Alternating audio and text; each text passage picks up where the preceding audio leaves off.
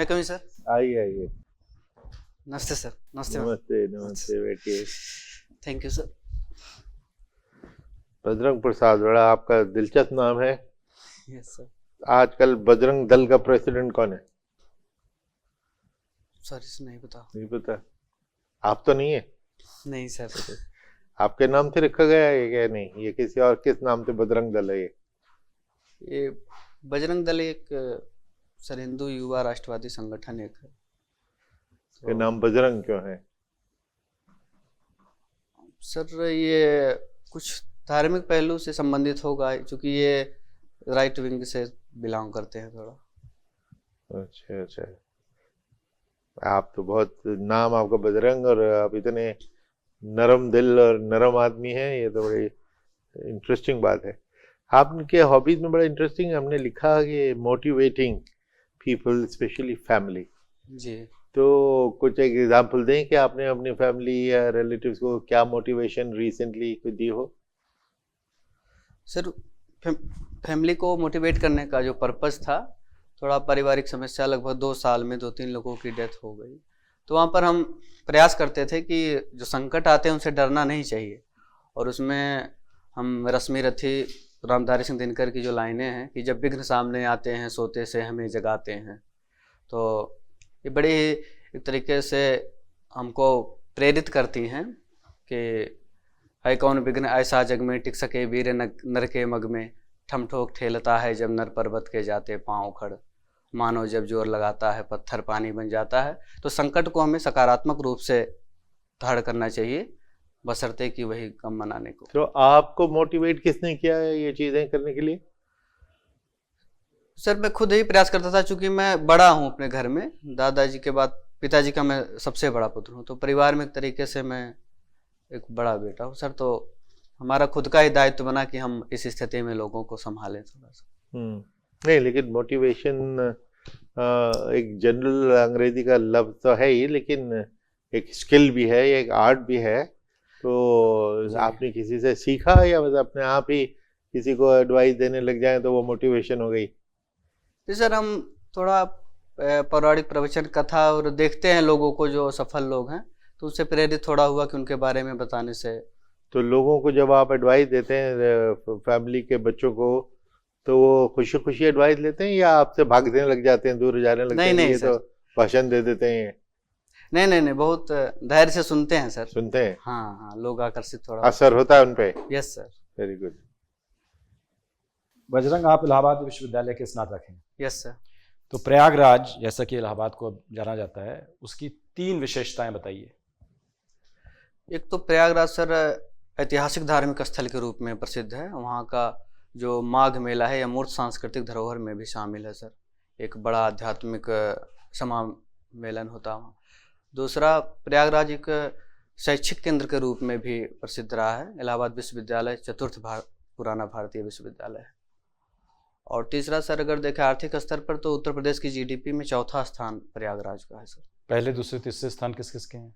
Sir पहला नोएडा का है, मतलब गौतम बुद्ध नगर, और दूसरा है मेरठ का शायद, नहीं सॉरी, उसके बाद लखनऊ है सर, और मेरठ प्रयागराज से शायद। कानपुर नहीं है सर, कंफर्म नहीं हो थोड़ा, मतलब। अच्छा। कुंभ मेला भी इलाहाबाद में होता है हर 12 वर्ष पे, तो कुंभ मेला के पीछे क्या धारणा है? इसमें सर कुछ जो मिथ हैं प्रचलित हैं, उसमें एक ये माना जाता है कि जब देवासुर संग्राम हुआ था, तो उसमें जो समुद्र मंथन से अमृत निकला था, तो उस 12 दिन तक वो युद्ध चला था। तो उस घड़े से लगभग 4 बूंदें टपकी थी 4 जगह पे। एक हरिद्वार। कैसे वो टपकी? कैसे वो घड़ा किसने उठा लिया? कैसे टपकी? क्या हुआ? सर वो देवता पाए थे, फिर रसूल लिए, तो उसी छीना झपटी में मतलब गिरा था, माना जाता है। तो ये 4 जगह गिरा। तो कौन सी 4 जगह हैं? सर नासिक, उज्जैन और हरिद्वार, प्रयागराज। तो पवित्र माना जाता है कि वो मोक्षदायिनी है, तो इसीलिए सर एक ये है। और दूसरा, कुंभ का पर्याय सर एक संपूर्ण ब्रह्मांड से भी माना जाता है कि जो वो घड़ा का शीर्ष है वो विष्णु जी का प्रतीक है, गर्दन रुद्र जी का, आधार ब्रह्मा जी का, और जो उसका पेटी है वो समस्त देवी देवताओं, अंदर का जल सागर का सर।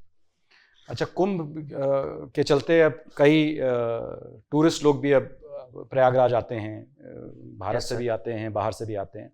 टूरिज्म के क्षेत्र में बताइए कि भारत के पास इतना कुछ है, इतनी बड़ी सांस्कृतिक धरोहर है, नेचुरल ब्यूटी है, लेकिन फिर भी 10 मिलियन ही आते हैं, 1 करोड़ ही आते हैं टूरिस्ट, जबकि फ्रांस वगैरह, स्पेन वगैरह में 70 मिलियन, 7 करोड़, 6 करोड़ आते हैं। तो भारत को टूरिज्म विकसित करने के लिए और क्या करना चाहिए?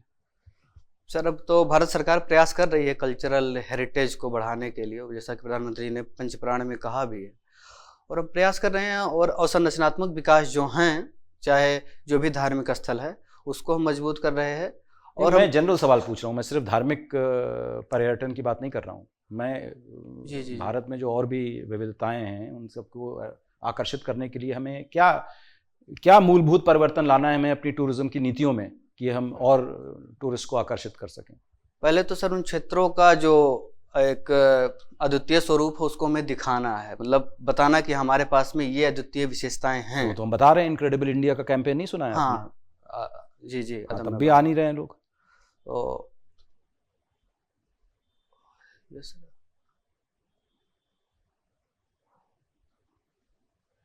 किस कारण से, पहले इसको ध्यान से सोचिए, किस कारण से नहीं आ रहे हैं लोग, या उतने नहीं आ रहे हैं जितने आने चाहिए?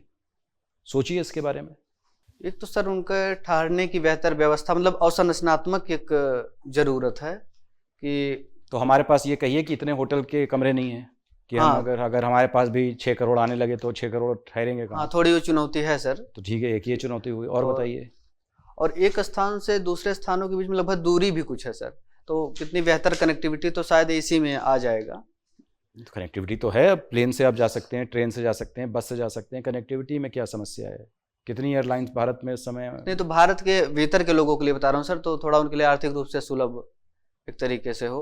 अभी जो ट्रेन चलती है, जैसे बहुत ट्रेन है, रामायण। मैं बाहर के टूरिस्ट की बात कर रहा हूँ, मैं भारत के टूरिज्म की बात नहीं कर रहा हूँ। एक विमेन सेफ्टी के बारे में आपने सुना है कि रेपुटेशन है कि यहाँ पे महिलाएं जो हैं थोड़ी असुरक्षित महसूस करती हैं? यस, ऐसा क्यों है सर? कुछ जगहों पे ऐसा न्यूज आया था कि पर्यटकों के साथ दुर्व्यवहार, थोड़ा कानून व्यवस्था को लेकर के चुनौती थी। नहीं, पर्यटक नहीं, मैं तो भारतीय महिलाओं की बात कर रहा हूँ। यस सर, फिर से एक बार क्वेश्चन। मैंने कहा है कि क्या चुनौतियां हैं जिसकी वजह से विदेशी पर्यटक भारत में उतनी मात्रा में, उतनी तादाद में नहीं आ रहे हैं। तो मैंने उस पर कहा, उसका विश्लेषण करिए कि क्या चुनौतियां हैं, क्या क्या कमियां हैं जिनको हम दूर करें, जिनका निवारण करें तो फिर ज़्यादा पर्यटक आएंगे। तो एक मैंने कहा है कि आपने तो नहीं कहा, कि मैंने कहा कि विमेन सेफ्टी को लेके कुछ इश्यूज़ हैं। Yes sir. तो क्या इश्यूज़ हैं, वो क्यों है ऐसा? लगता है इस पर आपने बिल्कुल, ये कोई पर्यटन का विषय नहीं है, ये तो एक नॉर्मल जनरल नॉलेज का विषय है। अब दिल्ली को कभी कभी एक ज़माने में कहा गया था rape capital of the world. वो सर पुलिसिंग व्यवस्था की थोड़ी चुनौतियां हैं, और जो लोग हैं वह एक तरीके से सुरक्षा की भावना, एक पर्यटन के प्रति जो ऐसे असामाजिक तत्व हैं, तो उनमें सर वो रुझान कम है। चलिए, आखिरी प्रश्न। भारत इस वर्ष G20 की अध्यक्षता कर रहा है। हमारी थीम क्या है? Sir, 1 world 1 future, 1 family 1 future. 1 world 1 family 1 future. तो दैट मीन्स पूरे विश्व का एक ही फ्यूचर है, एक ही भविष्य है। वो सर भविष्य कहने का मतलब है कि जो वैश्विक समस्याएं हैं उनको हम साथ में मिलके अगर लड़े, जलवायु परिवर्तन हुआ है, आतंकवाद, तो हमारा एक कॉमन समावेशी और न्यायपूर्ण फ्यूचर होगा सर। तो कहने का संदर्भ उस दायरे में कि एक सस्टेनेबल फ्यूचर हो सर। तो भारतवर्ष का ये प्रयास। आपको पौराणिक कथाएं सुनने में बहुत रुचि है? Yes ma'am. तो कुछ अब बताएंगे कि वेद व्यास ने कितने पुराणों का वो करा था? 18 पुराण है मैम। 18। इनमें से कुछ नाम बता सकते हैं? जैसे मत्स्य पुराण, नारद पुराण, शिव पुराण, श्रीमद् भागवत महापुराण, ऐसे। ओके। और वेद व्यास की और क्या खास बात है पुराणों के अलावा? वेद व्यास जी ने महाभारत का भी रचना किया था। और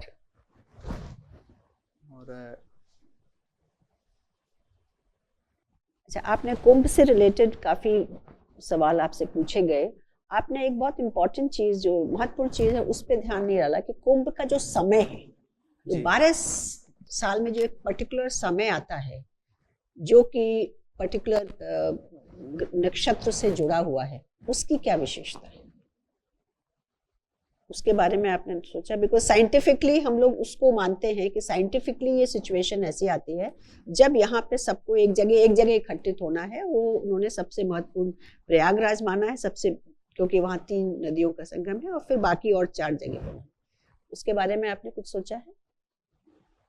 मतलब कुछ आपके पास उसमें कुछ खगोलीय घटनाओं का मैम ऐसा समागम वहाँ होता है, विशेष रूप से नहीं पता है मैम कि हाँ, वो आप माना जाता है कि ऊर्जा का एक बेहतर केंद्र है वहाँ पर। हाँ, तो वही आप आज के ज़माने में जब एक साइंस का बहुत ज़्यादा महत्वपूर्ण मतलब एक कहना चाहिए कि फोकस है पूरे संसार में कि हमें सब चीज़ जो बताई जाए वो साइंटिफिकली बताई जाए, तो ज्ञान विज्ञान का जो समावेश था प्राचीन समय का, वो हमारे कुंभ में भी या हमारे सारे जो रिचुअल्स हैं, चाहे 9 दिन के जो हमारे फास्टिंग होते हैं या अलग, ये चीज़ आप अगर जब भी आप पुराने को इन सब चीज़ पे अगर आपका फोकस है, आप अगर इस एंगल से इसको थोड़ा सा अध्ययन करेंगे तो आपका आंसर ज़्यादा इम्प्रेसिव होगा।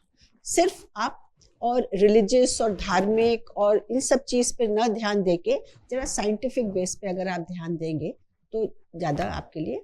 एक तो मैम गंगा का पानी जो वहाँ पर है इलाहाबाद का, उसको भी माना जाता है कुछ उसमें ऐसे जीवाणु भोज। गंगा का पानी तो सभी जगह है, सभी जगह गंगा का पानी, उस पर तो काफी शोध हुए हैं, ब्रिटिशर्स ने भी करे हैं, वो सारा डॉक्यूमेंटेड है उसकी प्योरिटी के बारे में। अब आपका मेरा लास्ट क्वेश्चन है कि आप क्यों सिविल सर्विसेज में क्यों आना चाहते हैं? आप क्या योगदान करोगे सिविल सर्विस में, विशेष योगदान समाज के लिए जो आप बाहर रह के नहीं कर सकते? तो मैम सिविल सर्विस एक बेहतर अवसर प्रदान करती है कि जहाँ से हम उठे हैं, जिस क्षेत्र से जुड़े हैं, वहाँ में किसानों की और जो विभिन्न समस्याओं को हमने नज़दीक से देखा है, उस सब एक तरीके से बेहतर समाधान लाने का प्रयास कर सके मैम। तो आप अपने क्षेत्र में सीमित रहना चाहते हैं? नहीं, क्षेत्र में मैम नहीं, लगभग अगर देखें तो वह कुछ समस्याएं पूरे भारतवर्ष में कहीं ना कहीं वह देखने को मिलती हैं, चूँकि हमारा कृषि प्रधान देश है एक तरीके से। सबसे महत्वपूर्ण समस्या क्या है कृषि क्षेत्र में जो आप सोचते हो कि जिसे आपको हैंडल करना है, या आप इसका समाधान ढूंढने की एक तो नए तरीके से कुछ चेष्टा करोगे? जी, एक तो सबसे प्रमुख कृषि की समस्या लगभग 90% किसान लघु और सीमांत किसान हैं, तो उनकी आय कम है, उसी की वजह से ऋणग्रस्तता और गरीबी का दुष्चक्र उनमें कायम है। उसके बहुत गौड़ उत्पाद भी है, जैसे एक तरीके से जनसंख्या वृद्धि भी कहीं ना कहीं वहीं से ज़्यादा जुड़ी हुई है, जो क्षेत्र ज़्यादा गरीब है। तो हमारा जो प्रयास होना चाहिए समग्र रूप से उनके जीवन स्तर को उठाना होना चाहिए, तो जो उनके उत्पाद हैं उनका बेहतर मूल्य मिले। तो इसके लिए फूड प्रोसेसिंग जो इंडस्ट्रीज़ हैं, जैसे आलू से चिप्स बनाना, ये ज़्यादा फायदेमंद है। 20 रुपये किलो आलू की अपेक्षा वो लगभग 500-700 रुपये किलो पड़ जाता है। तो ज़्यादा हमारा ख्याल है कि स्वयं सहायता समूहों और अन्य के द्वारा उनके उत्थान के लिए प्रयास किया जाए। तो ये जो छोटे छोटे क्या से कॉन्ट्रैक्ट फार्मिंग इसमें एक इम्पॉर्टेंट रोल प्ले कर रही है, जिसमें बड़ी बड़ी कंपनियां आ रही हैं जो तो समाधान निकाल ही रही है उसका। जी आ रही है, लेकिन मैम जो कंपनियां उनका बड़े फार्म से ज़्यादा एक तरीके से रिलेशन है, जिनके पास में बड़े खेत है। अगर हम प्रयास करें कि छोटे छोटे खेतों का एक क्लस्टर बना करके, जैसे भारत सरकार FPO का गठन उसी उद्देश्य से कर रही है, तो एक बेहतर परिणाम की हम उम्मीद कर सकते हैं।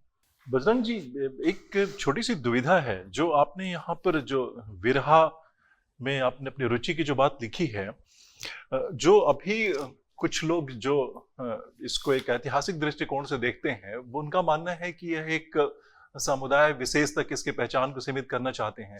लेकिन एक छोटा सा अध्ययन मैं कर रहा था, तो उसमें भारत के स्वतंत्र आंदोलन में भी यह विरहा ने एक बहुत बड़ी भूमिका निभाई थी। जैसे बाबू कुंवर सिंह तेगवा बहादुर, और कई बार वह वीर रस की कई रचनाएं और लोगों को जागरण पैदा करने के लिए इसका भी प्रयोग हुआ है। तो इसे सीमित क्यों किया जाता है? इसकी पहचान जिस तरह से स्थापित करने की कोशिश की जाती है। जी सर, बिरहा को ऐसे देखें तो अहीर जाति जो है थोड़ा सा सामुदायिक माना जाता था। मैं बगैर नाम लिए कुछ कहे, मैं भी यही बात इंगित कर रहा था।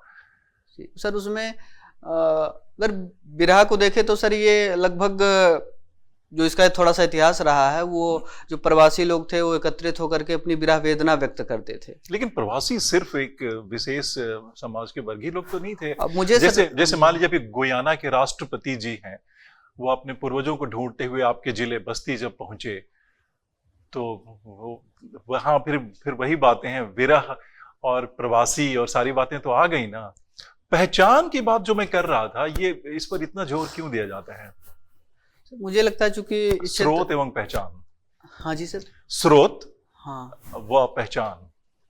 अच्छा, बिरहा का स्रोत तो सर माना जाता है कि जो गाजीपुर के एक लोग थे, बिहारी यादव, इन्होंने बिरहा को एक तरीके से दिशा दी थी। लेकिन मध्य प्रदेश के बघेलखंड के इलाके से लेकर बिहार के कई इलाकों में, और जो उत्तर मध्य जो सांस्कृतिक क्षेत्र है, केंद्र है, वह भी कई अच्छे कलाकारों को राष्ट्रीय मंच पर भी लेकर आए हैं, देश के बाहर भी लेकर गए हैं। एक तो नामचीन कलाकारों के नाम बता सकते हैं जिनको कि उत्तर मध्य भारत जो सांस्कृतिक केंद्र है उनको उन्होंने राष्ट्रीय मंच प्रदान किया है उन्हें। एक तो सर बिरहा में, अगर खासकर बिरहा की बात करें, उसमें पद्मश्री हीरालाल यादव जी को मिला था भारत सरकार द्वारा। और सर ये जो आप एक बात कह रहे, मुझे लगता है कि इस समुदाय के थोड़ा गाने वाले लोग, गायन करने वाले ज्यादा हैं। अच्छा, एक आखिरी प्रश्न आपका, हिंदी साहित्य आपका ऑप्शनल है। Yes sir. 2-3 अत्यंत नामचीन लोगों के नाम बताइए जो आपके जिले से आते हैं और हिंदी साहित्य में उनका महती योगदान है। एक तो सर आचार्य रामचंद्र शुक्ल जी, बिल्कुल ठीक है, बस्ती जिले से थे। दूसरे? एक सर सर्वेश्वर दयाल सक्सेना जी, ठीक है, बस्ती से तो थे। इन दोनों में से किसकी रचनाएं आपने पढ़ी हैं? हालांकि शुक्ल जी की तो आलोचना की तरफ ज्यादा उनकी पहचान है। हाँ, शुक्ल जी की सर आलोचना, कविता क्या है, और विभिन्न वह जो सर्वेश्वर दयाल सक्सेना का क्या पढ़ा है आपने? उनकी सर रचना मैं नहीं, कविता कोई पढ़ा तो सर वो कुछ याद नहीं। कविता तो वो जैसे उनके मशहूर बाल गीत हैं। हाँ हाँ जी सर। मिट्टी की गाड़ी पढ़ी है। अच्छा, सर्वेश्वर दयाल सक्सेना को पढ़ा नहीं? आपके राज्य के जो इतने महत्वपूर्ण राष्ट्रीय स्तर के जो साहित्यकार हैं उनको बिल्कुल नहीं पढ़ा? ठीक सर, कविताएं पढ़ा हूँ, याद नहीं है, पढ़ा हूँ उनकी कविताएं में सर, अभी हाल ही में। जी धन्यवाद। Thank you sir. बजरंग, आपकी नॉलेज बेस अच्छी है लेकिन आप बहुत भयभीत नजर आ रहे हैं। सर आपकी बॉडी लैंग्वेज भी देखिए ना, बिल्कुल भी स्माइल नहीं, बहुत सीरियस होके बैठे हुए हैं, तो वो लग रहा है कि एज इफ कि आपको शक है अपनी नॉलेज बेस पे ही कि मैं जो जानता हूँ, मैं अगर आपकी नॉलेज बेस अच्छी है तो आपको कॉन्फिडेंट दिखना चाहिए। मुझे सर ऐसा नहीं लगता, और कहते भी हैं कि सर मैं बहुत मुस्कुराता हूँ 24 घंटे, अगर कोई बात करे। हम लोग को तो लोग कहते हैं कि मुस्कुराओ, नहीं। कहते हैं कि औपचारिक बात में पता नहीं क्यों सर वो आती ही नहीं है, थोड़ा सा अगर हम। आप देखिए ना, अभी देखिए इस तरह कितना मत मोर नेचुरल लग रहे हैं अब आप, इस तरह देखिए, अब आप देखिए जो मुस्कुराए, आप देखिए एकदम से माहौल बदल गया पूरा। तो जो आप एकदम भयभीत होके और जवाब उस तरह दे रहे हैं, तो उससे फिर लग रहा है कि आप खुद, आपको डर है कि मैं जानता नहीं हूँ ठीक से। सेल्फ कॉन्फिडेंस का थोड़ा सा लैकिंग दिखाई और देता है। आपकी पर्सनालिटी अच्छी है, आप अच्छे कपड़े पहने हुए, शर्ट जरा सफेद होनी चाहिए कि सी थ्रू, क्या ये इधर इनर की वजह से थोड़ा ब्लैक वो देख लीजिएगा। सफेद शर्ट करें तो सूट आपका अच्छा है, टाई अच्छी है, जूते आपके पॉलिश है, ये सब अच्छी जगह। 2 चीजें हम जो, एक तो शेव करना ना भूलें। शेव करते हैं आप? नहीं करते? नहीं सर, करते ही नहीं हो जी।